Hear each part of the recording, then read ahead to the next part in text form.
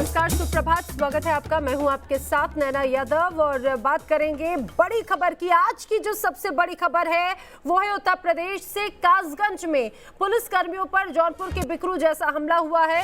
दरअसल शराब माफिया के हमले में सिपाही के शहीद होने की खबर है। वहीं दूसरी तरफ दरोगा जख्मी है। अवैध शराब बेचने वालों पर कार्रवाई करने के लिए ये पुलिस की टीम पहुंची थी और सिपाही और दरोगा इसमें शामिल थे, लेकिन शराब बेचने वालों ने दोनों को बंधक बनाया। न सिर्फ बंधक बनाया बल्कि बंधक बनाने के बाद में उनके साथ में अत्याचार किया गया, उन्हें जमकर पीटा है, बेरहमी से उनके साथ में बर्ताव किया गया। आरोपियों पर कार्रवाई के लिए फिलहाल यूपीएससी भी रवाना हो चुकी है। वहीं सीएम योगी ने एनएसए के तहत कार्रवाई के निर्देश दिए हैं। अलीगढ़ से आला अधिकारी भी घटनास्थल पर पहुंच चुके हैं। हमलावरों की तलाश की जा रही है। कई जगहों पर छापेमारी की गई।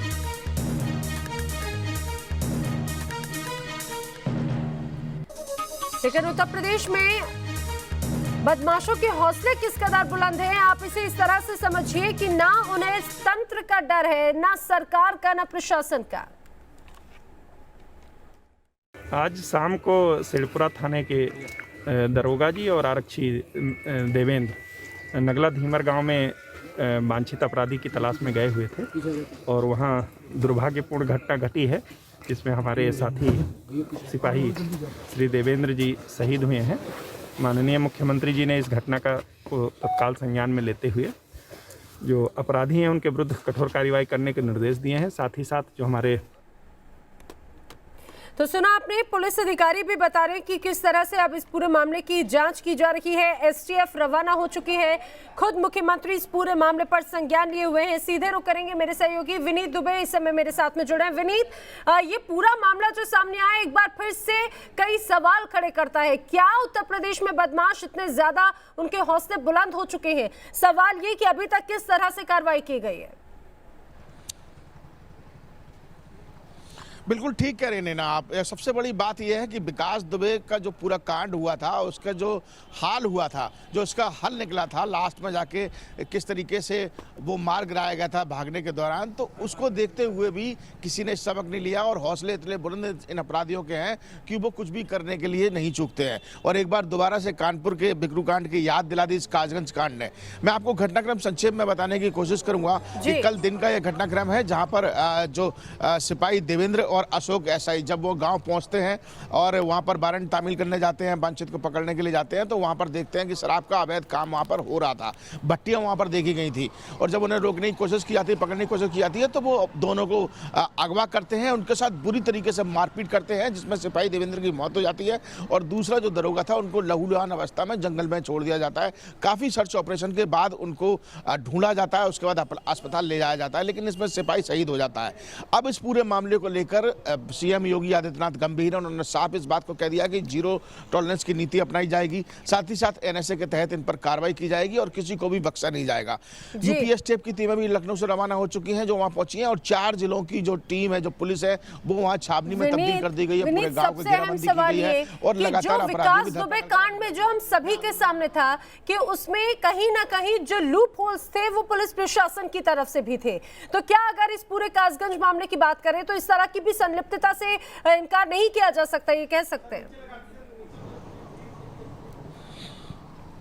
नहीं, बिल्कुल ठीक है। ये तो परतें खुलेंगी और जांच होगी, उसके बाद ही मालूम होगा। लेकिन अपराधी बहुत ज्यादा कह सकते हैं कि यहाँ पर शराब माफिया हो या भू माफिया हो, पहले से ही यहाँ पर बहुत ज्यादा बुलंद और हौसले फूट रहे हैं। इससे पहले भी कई घटनाएं सामने आ चुकी हैं। 2019 में एटा में ही, इसी कासगंज में ही 2 घटनाएं सामने आई थी जिसमें पुलिस के ऊपर हमला हुआ था और आरोपी को छोड़ा दिया गया था। और अब एक बार फिर से ये सामने आई है। धीमर गाँव का मामला है और इसमें जो मोती धीमर है, जो मुख्य आरोपी है, वो उसके ऊपर यह पूरा आरोप लगाया जा रहा है कि उसको पकड़ने के लिए वहां पर गए थे और इस पर करीब 11 से ज्यादा मुकदमे दर्ज है और उसने करीब 5 से 6 अपने साथियों के साथ, जैसा कि एडीजी अजय आनंद रात को मौके पर पहुंच गए थे, उन्होंने निरीक्षण किया और उसके बाद इस बात को कहा कि करीब 5 से 6 आरोपी हो सकते हैं और उन्होंने इस पूरे घटनाक्रम को अंजाम दिया। लेकिन जिस तरीके से ये सिपाही को दरोगा को बुरी तरीके से मारा गया, उन पर वार किए गए, ये बाकी एक जघन्य घटना है और ऐसे दोषियों को छोड़ा नहीं जाना चाहिए।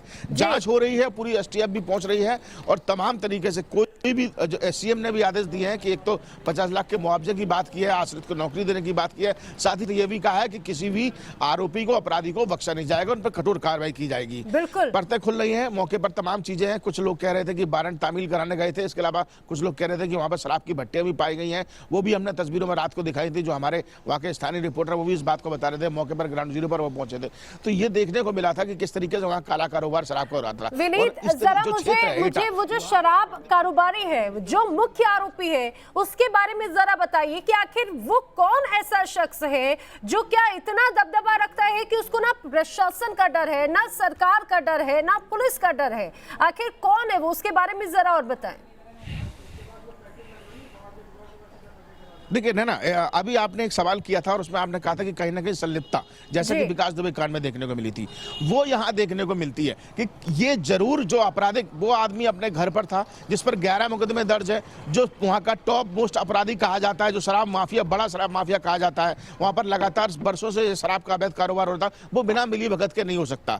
जाहिर सी बात है कि कुछ ना कुछ जरूर हुआ है, और जब ये दरोगा और सिपाही वहाँ पर पहुंचे हैं और उनको रोकने की कोशिश की है या वहाँ पर वारंट तामील कराने गए थे, कुछ जरूर बात हुई होगी, और उसके बाद ये पूरा मामला सामने आया कि उन्होंने इस तरीके का कदम उठाया। उनके हौसले तो इतने बुलंद थे कि ना उन्होंने कानपुर कांड का सबक लिया। सवाल तो यही है विनीत, सवाल यही है विनीत कि क्या आखिर इतने हौसले बुलंद हो सकते हैं? फिलहाल ये कहा जा सकता है कि जांच होगी, क्योंकि अगर हम विकास दुबे की बात करें तो इसी तरह से संदेश देने की कोशिश की गई थी, सख्त कार्रवाई करते हुए, ताकि ऐसे जो मंसूबे रखते हैं उन्हें समझ में आ जाए कि उन्हें बख्शा नहीं जाएगा। विनीत, आपका दोबारा रुक करूं, लेकिन उसके पहले इस पूरे मामले को तफ्तीश से समझाते अपने दर्शकों को एक रिपोर्ट के जरिए।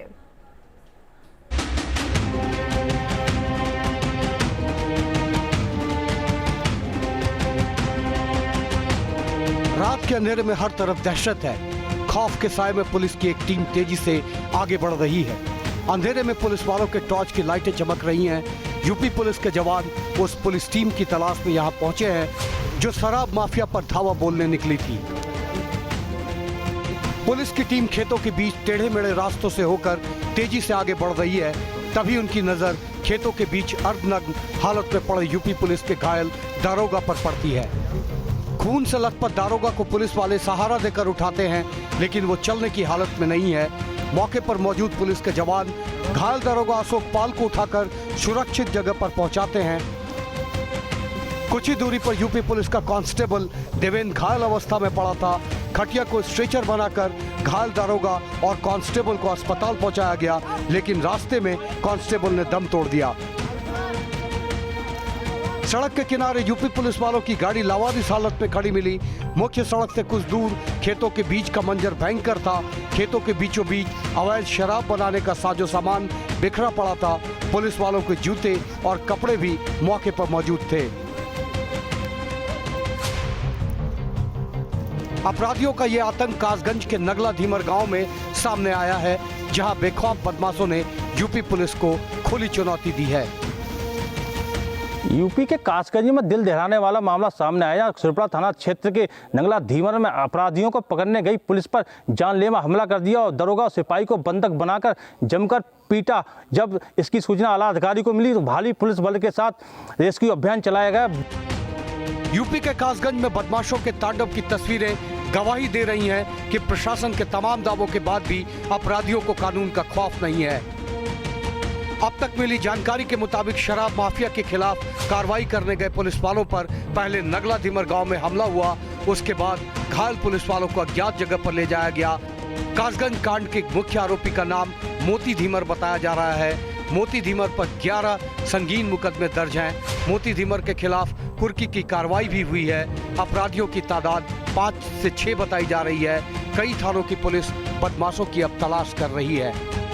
कि दरोगा जी जो जिस समय उनको वहाँ से लाया जा रहा था तो रास्ते में उन्होंने कुछ बातें बताई।